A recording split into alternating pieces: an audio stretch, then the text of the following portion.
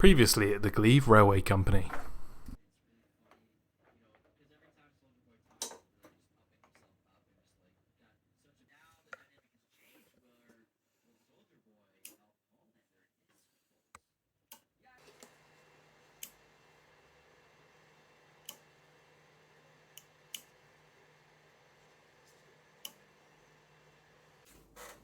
Welcome back to Glebe Makes. My name is Will, and this is a video following the Glebe Railway Company, which is my subset of social medias where I post all about trains and stuff like that.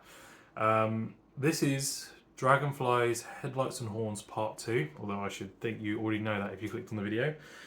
Following on, obviously, naturally, from Part 1, which was posted about 5 months ago. So I'm sure all of you have been very worried about where I've been, all 200 of you. But fear not, it's just basically because things didn't go very well with making the horns work. If you see in Part 1, which I'd advise you watch before this one, you will see that the headlights worked first time, and that was genuine in the video. I obviously filmed it as I did it, and then it worked first time with no hiccups. The horns were not as simple. My original intention was to have that video be one thing from start to finish, showing the lights and then the horns all together, but I kept on running into issues, and hence why I made it into a Part 1. But now we're finally ready to post Part 2. Now, the only thing I would say is that the horns didn't work out exactly as I anticipated or exactly how I wanted. They do work, but it's kind of just like that is all I can do for now. In the future, Dragonfly is going to be completely rebuilt, which I will be posting whenever I have the time or space to do it. But for now, it works. I'm happy with that.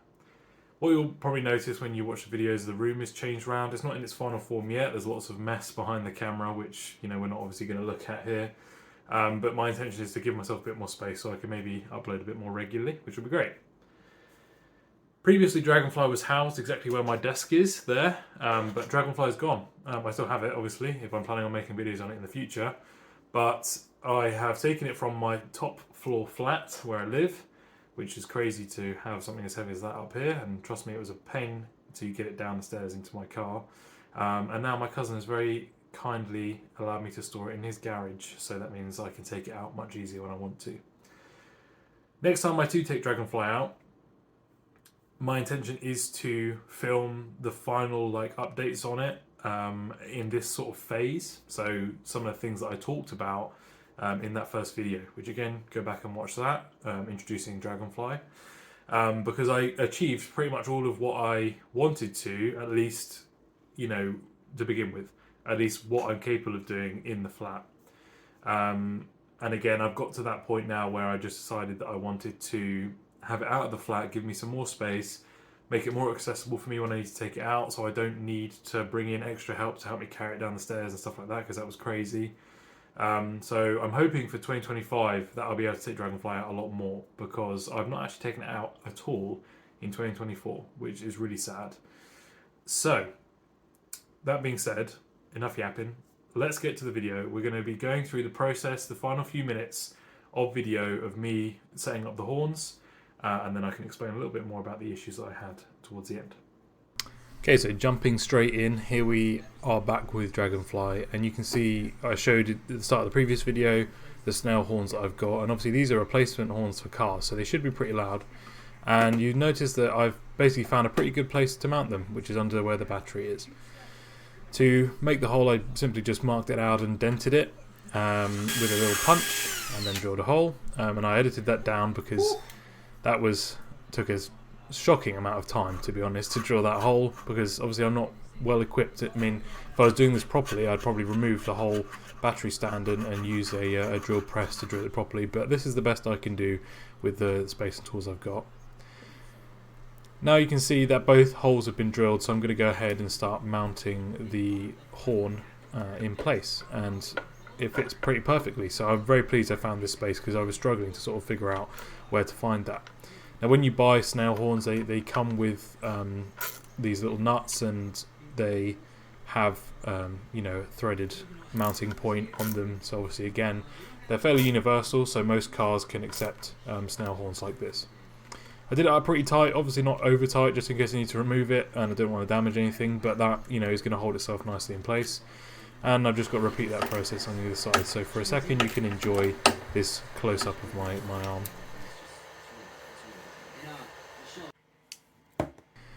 I'm going to strip the end of these cables here and get them ready to have the crimp connections on the end. These are called spade connectors, I believe, and I'm just sort of twisting them on. And I twist it on because then that helps to avoid splaying the wires out. Now I'm crimping it down just to mount it in place, and you can see it took quite a bit of effort with these ones because the plastic around them is quite thick, but is a very strong connection, which is obviously what you want for electrical safety.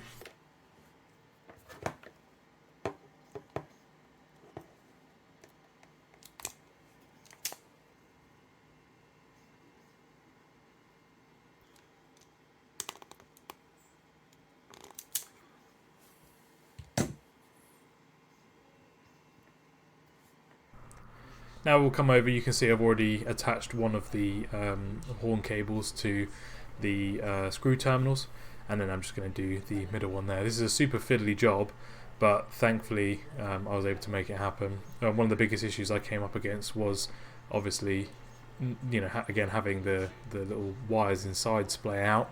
I just twisted them and then they managed to go in pretty well, but to avoid this I could have soldered the tips. Here I am attaching the yellow cable, and then just a little tug just to make sure they're in. And there's another alternate angle, as you can see, we're coming underneath, and we're just plugging both of those in. Now, as far as I'm aware, which way around they are doesn't matter. Now, I may be misremembering, but I basically wired both horns round the exact same way. Coming down here with this massive mess of cables now, and obviously not great because it's moving parts, but with this little jump cut, I've just attached a load of zip ties on there to nicely tidy the cables up and keep everything super clean and tidy, and I'm very pleased with that. The other thing I've done here, which I hadn't shown in the last video, is I 3D printed this little terminal holder, so the battery terminals you know, can be held in place. Okay, let's test everything together. Here's the lights, and then here's the horns. Note from the editor, I know that Dragonfly is really dusty and that's really gross. But again, as I said earlier, it's been sat for like 5 months, so it was covered in dust, and I literally whipped like the final bit of wiring and fixing up together to make it work. Anyway, here's the horns working.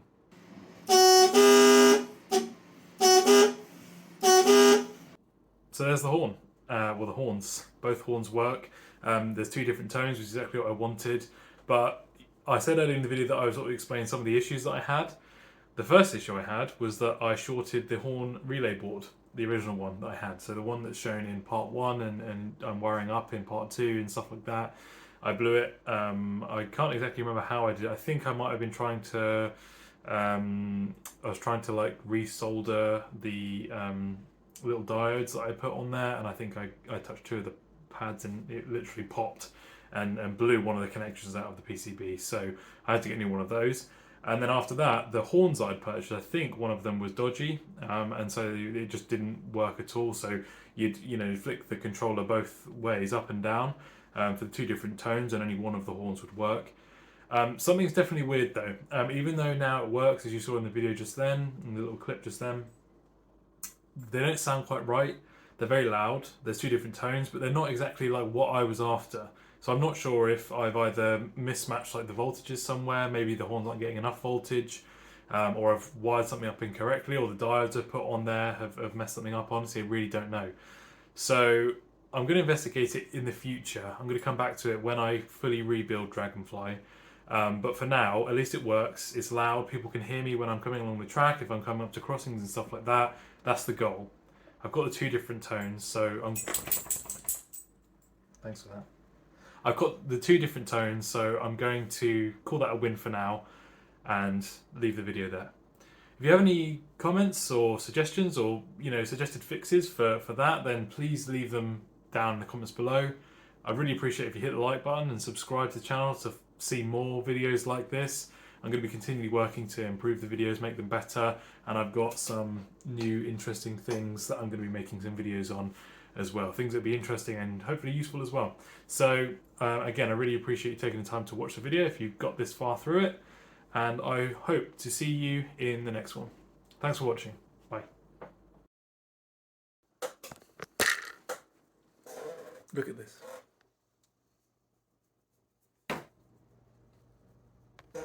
She has been wagging her tail the whole time we've been doing the outro.